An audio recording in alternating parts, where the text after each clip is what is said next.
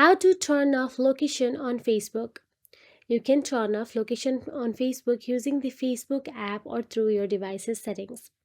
And here is how to do it in the Facebook app. First of all, open the Facebook on your mobile device and make sure you are logged into your Facebook account. Once done so, simply tap on the three dashboard at the bottom right corner of your screen, navigate it to the menu section of the Facebook.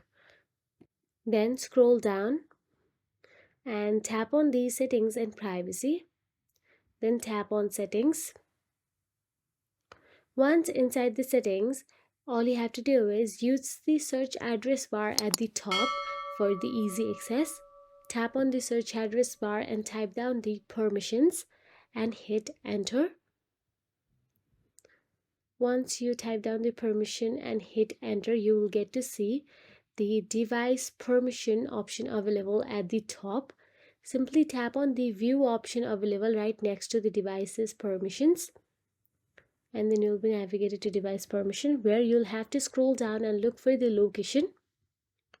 And if the location is toggled on or updated, then simply you can see off option available here and off it. So that is it. If you found this video helpful, please like, share and subscribe our channel, and thank you so much for watching.